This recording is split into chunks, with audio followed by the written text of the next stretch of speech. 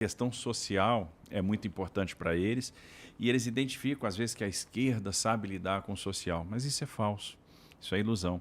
E o que a gente vai querer mostrar é que a gente vai saber fazer política social muito melhor do que eles, porque a diferença da nossa assistência social é que a gente vai dar a porta de saída. O que a gente quer? Entender onde é que está a raiz da pobreza, onde é que está a raiz do problema. Construir um plano de desenvolvimento individual, requalificar, recapacitar a pessoa, perceber qual é o dom, qual é o talento. Cada comunidade de São Paulo, cada favela de São Paulo está cheio de gente talentosa. Lá em Paraisópolis, tem mais de 10 mil negócios em Paraisópolis. Então é gente empreendedora. Tem gente empreendedora que nem sabe que é empreendedora. É a mulher que faz o doce caseiro, é a mulher que borda a toalha, o pano de prato, né, que vende, que costura, que batalha e que ganha o seu sustento, porque as pessoas querem ser donas do seu próprio negócio. E essas pessoas, se ajudadas, elas prosperam. Se elas tiverem treinamento, se elas tiverem crédito. Aquela pessoa que está hoje nas drogas, a gente pode trabalhar a recuperação da dependência química e apresentar a porta de saída. Então, essa questão de construir a porta de saída, reinserir a pessoa no mercado de trabalho, dar o treinamento, né, de criar a oportunidade, porque você vai buscar identificar as oportunidades. E onde a oportunidade não existe, aí o Estado entra. Que aí o Estado tem que criar a oportunidade. E, obviamente, isso vai fazer com que você tenha uma massa cada vez menor de pessoas que necessariamente vão precisar da assistência do Estado. E sempre terão essas pessoas. E para essas pessoas, a mão do Estado vai ser mais generosa. Porque Dá aí pra fazer isso, cara? Dá. Assim, no sentido de... precisa de dinheiro, né, pra fazer isso daí. Precisa de dinheiro, mas observe, o dinheiro hoje é muito desperdiçado. É muito desperdiçado. Então, se você investir da forma correta, se você otimizar a aplicação do recurso, você vai ter o dinheiro para aplicar na ponta. Então, é uma questão, no final, de melhoria de gestão. Quanto é que é o tamanho do patrimônio imobiliário do estado de São Paulo, por exemplo? 130 bi. Tem muita coisa aí deteriorando, tem muita coisa que a gente não precisava ter, tem muito ativo que a gente pode Tá falando de uns se prédios desfazer, meio abandonados prédio e tal. abandonado. O que vale mais a pena para o Estado? Ter um prédio ou alugar uma laje? Ou seja, alugar um espaço onde eu tenho a prestação de serviço, eu tenho a manutenção predial, eu tenho a vigilância. Sai muito mais barato, muitas vezes, o aluguel. Então, quanto é que vale aquele prédio que a gente tem, muitas vezes, num local bem muito valorizado, etc. Quanto é que eu reduzo no custeio? Então, são essas mexidas que a gente começa a criar o espaço para investir nas pessoas. E aí, o grande desafio é pegar aquele pessoal mais carente e mostrar para eles o seguinte: eu gosto de você e eu estou muito afim de resolver o teu problema. Eu estou preocupado com o teu filho. Eu quero que seu filho tenha perspectiva. A minha mãe é uma empregada doméstica, foi empregada doméstica. Meu pai trabalhou no comércio, carregou caixa de sapato, carregou saco de bola. E esses caras venceram na vida e me deram condição de estudar e de ir além. É o que todo pai quer, que o filho vá além, chegue mais longe. E eu quero dizer para essa mãe, eu estou preocupado com seu filho, eu quero que seu filho tenha futuro, eu quero que seu filho tenha ferramenta, eu quero que seu filho brilhe. Olha só, você brilhou aqui, brilhou nos games, brilhou na comunicação. Quantos jovens podem brilhar também nos games, na comunicação? Quantos desenvolvedores de aplicativo nós podemos ter numa área carente? Quantos talentos para a música? Quantos talentos para o esporte? O Estado tem que chegar junto.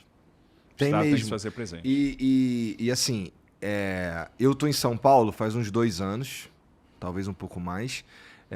Mas eu já tive oportunidade eu já fui muito bem recebido por essa galera aí. Então eu tenho um bom relacionamento com pessoas, com uma ONG específica e com um cara específico lá no Capão Redondo e tal, com quem a gente já fez um trabalho junto. Inclusive, existe um programa lá que tá com a gente aqui, que a gente construiu lá um estúdio lá no Capão Redondo e tal.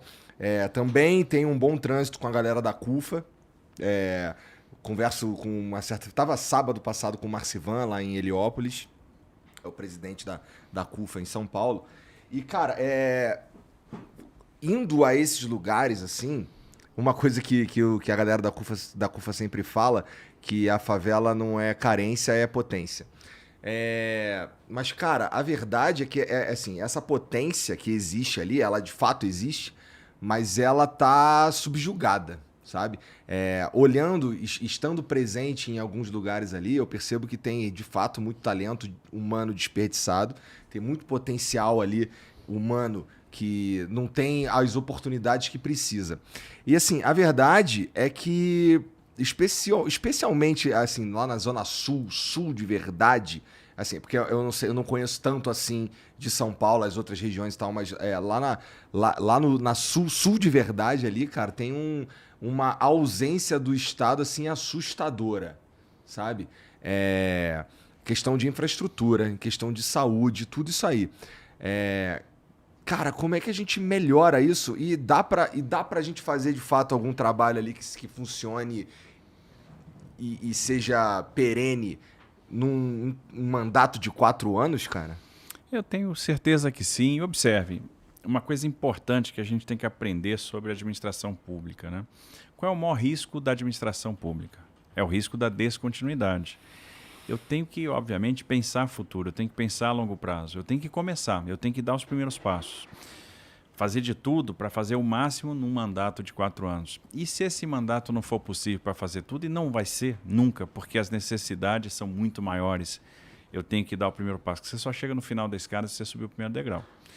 E aí a gente tem que torcer para quem venha nos suceder, quem pega o bastão, assuma e faça além, que vá além, faça melhor do que a gente fez. Porque governo, Estado, né, é uma corrida de revezamento. Você está correndo, você vai correr o melhor que você pode, o melhor que você pode. De repente você não vai quebrar o recorde mundial, mas você vai correr o melhor que você pode e você vai passar o bastão para alguém.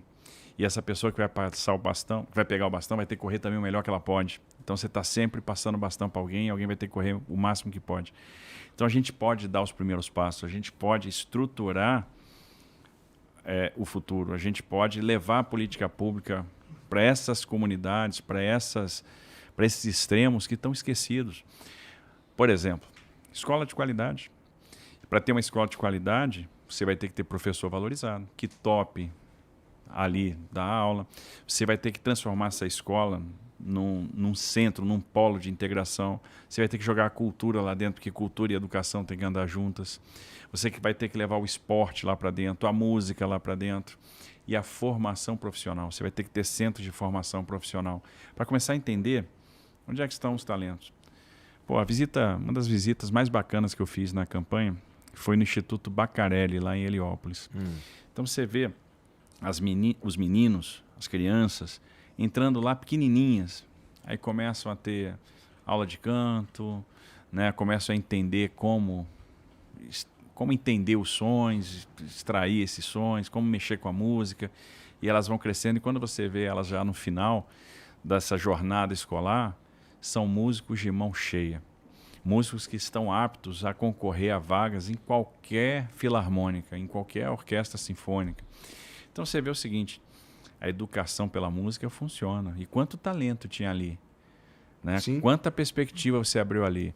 Eu vejo os estados americanos que mais crescem, Califórnia, Texas e Flórida, são os estados que mais investem em inovação. O estado brasileiro hoje que mais está crescendo, proporcionalmente, Santa Catarina é o estado que mais investe em inovação.